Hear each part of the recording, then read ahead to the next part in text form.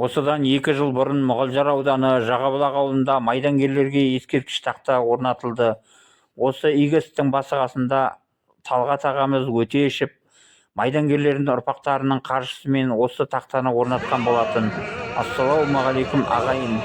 Міне осы игі іс биыл жеңістің 80 жылдығы қарсаңында ауыл әкімі Мейрамбек Боқашевтың, аудан әкімі Дархан Ермағанбетовтың қолдауымен жергілікті мұнай өндіріп жатқан Қазақ-Ойыл Ақтөбе жауапкершілігі шектеулі серіктестігінің қаржылай демеуімен қайта толықтырылып жаңғыртылды.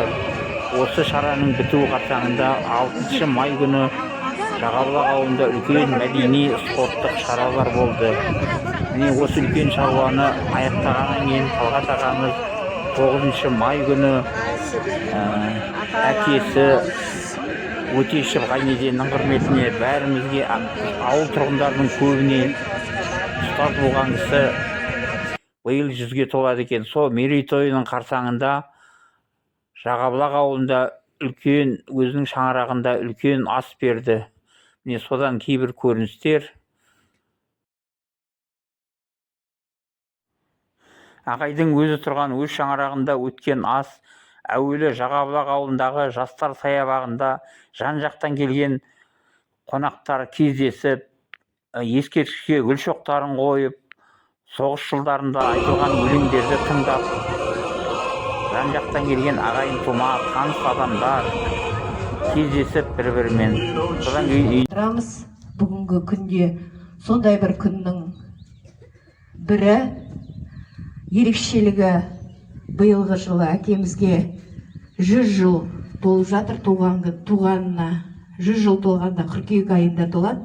Дегенмен 80 жылдық енді бүткіл КСРО Совет үкіметі кезінде қатарда болған барлық халықтың мерекесі болғаннан кейін бүгін осы күнге жоспарлап отырмыз осы шараны.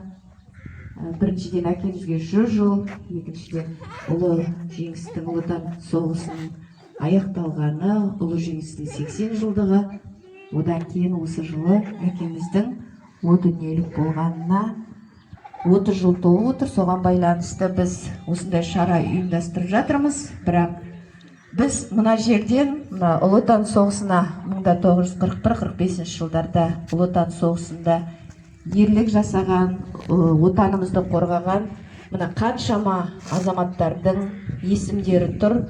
Осы жерден шарамызды бастағымыз келеді. Өлі риза болмай тірі байымайды дейді.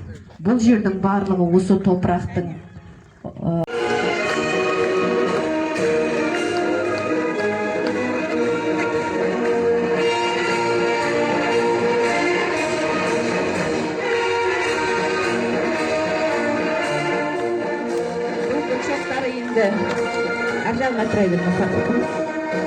бұл гүл шоқтары рахмет апайға, өте керемет. Шынында да алыстан келіп отырмын, Москва қаласынан, Ақтөбеден. Өзім жұрында туғанмын, емеде мектеп бітіргенмін. Жұмыс бабында Қазақ Ақтөбе Жауан университет жұмыс істеймін. Мына туған жерден жер болмас дейді, туған елден жер болмас. Туған жердің топырағы да ыстық, жуасы, тәтті деп айтайын. Сіздерді осы жеңіс күнімен құттықтаймын. Біздің ағаларымыз соғысқа қатысып, бізді шын айтқанда қорғады дейді. Ол жеңіс күні құтты болсын. Рахмет аға, сізге де тек сапарыңыз әркез. Мен танып жатырмын, сұрап біліп. Бізге жон сапарының қызым мен. Сен жақсы танимыз ғой, ағай жақсы танимыз деп бастан. Мына бәріне бірін көп-көп рахмет айтыңыз, кластасы менің Талғат қайда? Қаяқтасың? Мына баламен жүрсің ба? Көп-көп рахмет Талғат. Атың өшпесін, мына немерелерің сенің жалғастырсын. Міне қандай керемет міне. Сондай қуанып тұрмын. Ана ауылдан қайырда келем деп келе алмай қалды, грипп болып ауырып қалды. Көп-көп дұғай сәлем айтып жатыр. Міне бүткіл ауылдың қаншама азаматтары міне соғысқа қатысып, мықты ескерткіш қой, қалған ұрпаққа жеткізетін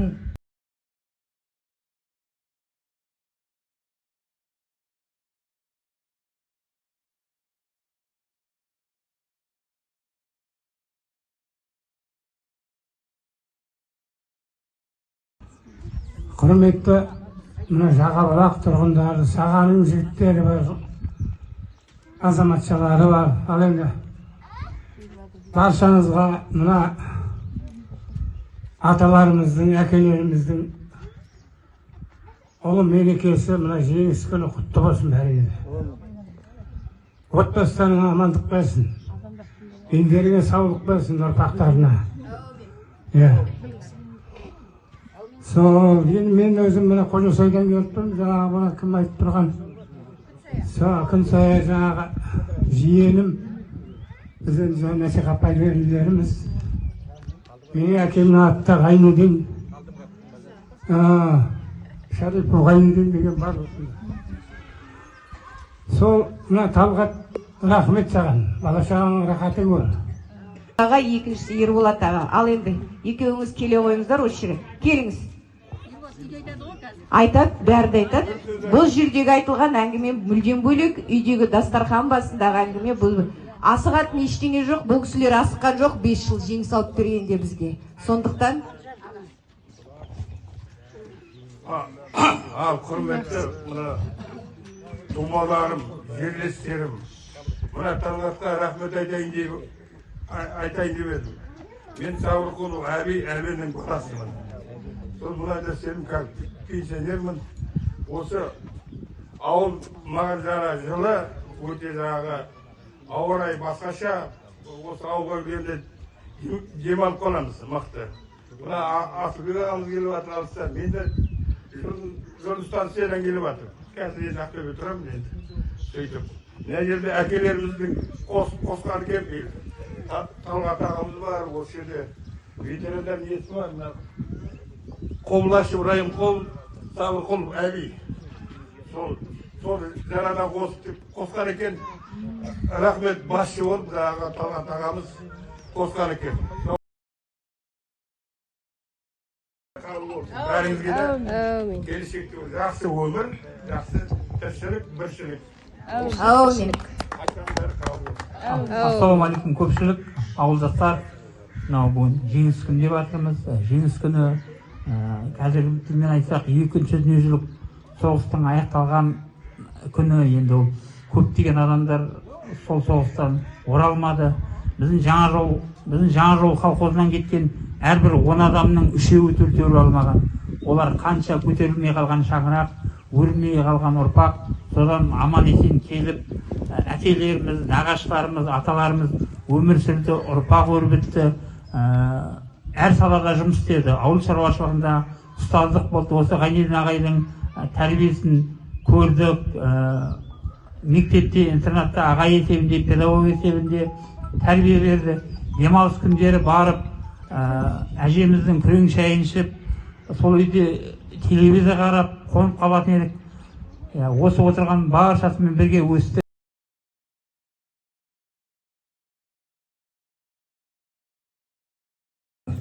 Көп адам одан оралмағандар да бар.